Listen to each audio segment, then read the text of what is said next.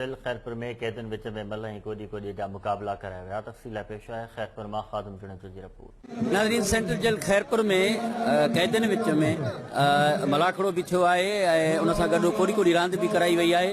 हिन जेका तकरीब थी आहे इन में DIG जेल्स जेल सुप्रीडेंट ऐं ॿिया जेके महिमान आहिनि अचो त उन हवाले सां हिते जेके मलाखड़ो कनि पिया जा कैदी आहिनि या जेके महिमान आहिनि उन सां ॻाल्हि ॿोल कयूं त छा पिया ॿुधाइनि। ॾाढा शुक्रगुज़ार आहियूं असां पंहिंजे सुप्रीडेंट साहब जा, नायब सलीम अहमद साहब जा, जे हेॾो वॾो मलाखड़ो करायो, सभिनि कैदियुनि खे छूट छॾियो अथई। तक़रीबन अॻु में बि थिया आहिनि, पर हीउ प्रोग्राम सभिनी खां ज़ोर आहे की हिते माण्हू बदमेज़ थी था वञनि, के चरिया थी था वञनि।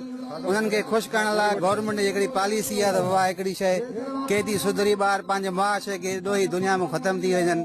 इन जे करे सुप्रीडेंट साहब, IG साहब वारनि जी, मिनिस्टर साहब वारनि जी वॾी महिरबानी, जो अंदरि इंस्पोर्ट प्रोग्राम बि कयो अथऊं ऐं कैदियुनि जो मलाखड़ो फ़ाइदो अथई। तक़रीबन जेको ॿार माण्हू ज़हनी मरीज़ हिते कैदी जेको आहे न जेल में बंदि आहे, जेके सज़ा आहे उहो त तक़रीबन वॾो मसइलो आहे उन्हनि लाइ।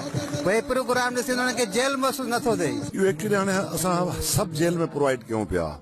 अॼु इहो जेको मल ऐं कोडी कोडी आहे, इहो superintendent central jail Khairpur jail ते इहो बंदोबस्तु कयो आहे ताकि कैदियुनि खे हिकु तफ़रीह बि प्रोवाइड कई वञे ऐं हर जेल ते कैदियुनि जी सिख लाइ, कैदियुनि जे फलाह जे लाइ हर जेल ते कम थियनि पिया। अहिड़े क़िस्म जूं एक्टिविटीज़ असां उहे बि चाहींदा आहियूं त हर जॻह ते थियणु खपनि, पर हे त कैदी आहिनि त ख़बर आहे त सालनि खां ॿाहिरीं दुनिया खां कटियल आहिनि, त हिन जी ज़हनी नशोनुमा जे लाइ, ज़हनी डाइवर्शन जे लाइ, सुठी सोच जे लाइ अहिड़ा मुक़ाबला ऐं सेहतमंद जेके प्रोग्राम थियणु खपनि। कैदी वॾा ख़ुशि नसीब अहिड़ा जलसा 20 सालनि खां पोइ थियो आहे जलसो।